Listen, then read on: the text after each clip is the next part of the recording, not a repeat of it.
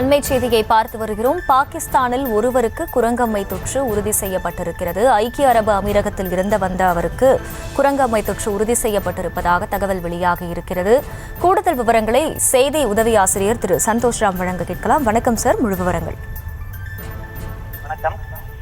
குரங்கம்மை என்கிற நோய் இப்போது உலகத்தையே அச்சுறுத்தக்கூடிய ஒரு மிகப்பெரிய நோயாக உருவெடுத்து வருகிறது. ஏற்கனவே 116 நாடுகளில் குரங்கம்மை நோய் பாதிக்கப்பட்டுள்ளதாக ஒரு தகவல் வெளியாகி உலக மக்களிடையே அதிர்ச்சியை ஏற்படுத்தியிருந்தது. இந்த நிலையில் பாகிஸ்தானில் ஒருவருக்கு தொற்று உறுதி செய்யப்பட்டிருப்பதாக பாகிஸ்தான் சுகாதார அமைப்பு உறுதிபட அறிவித்துள்ளது. அதாவது ஐக்கிய அரபு அமீரகத்தில் இருந்து வந்த பயணிகளை சோதனை செய்ததில் ஒருவருக்கு குரங்கம்மை தொற்று இருப்பது உறுதி செய்யப்பட்டிருக்கிறது. அதோடு 3 பேருக்கு தொற்று இருப்பதற்கான அறிகுறிகள் இருப்பதால் அவர்களது மாதிரிகள் எல்லாம் சேகரிக்கப்பட்டு ஆய்வுக்காக பரிசோதனைக்கு அனுப்பப்பட்டிருக்கிறது. இந்தியாவுக்கு மிக அருகில் இருக்கக்கூடிய பாகிஸ்தானில் குரங்கம்மை தொற்று நோய் உறுதி செய்யப்பட்டிருப்பது இந்திய மக்களிடையே பெரும் அதிர்ச்சியை ஏற்படுத்தியிருக்கிறது.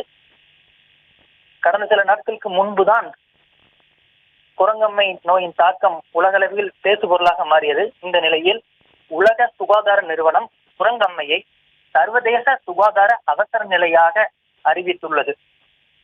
குரங்கம்மை நோய் பரவலை கட்டுப்படுத்துவதற்கு இந்திய மற்றும் தமிழக சுகாதார அமைப்புகள் தீவிர சோதனை மேற்கொண்டு வருகின்றனர்.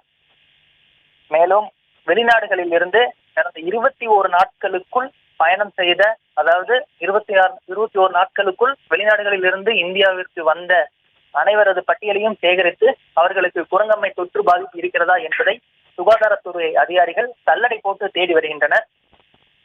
இப்படிப்பட்ட ஒரு பரபரப்பான சூழ்நிலையில் பாகிஸ்தானில் ஒருவருக்கு தொற்று இருப்பது உறுதி செய்யப்பட்டிருப்பது இந்தியாவில் மிகுந்த அதிர்ச்சியையும் பதற்றத்தையும் ஏற்படுத்தி இருக்கிறது. இதனைத் தொடர்ந்து இந்திய சுகாதாரத்துறை அதிகாரிகள் தற்போது சோதனையை தீவிரப்படுத்தி இருக்கின்றனர்.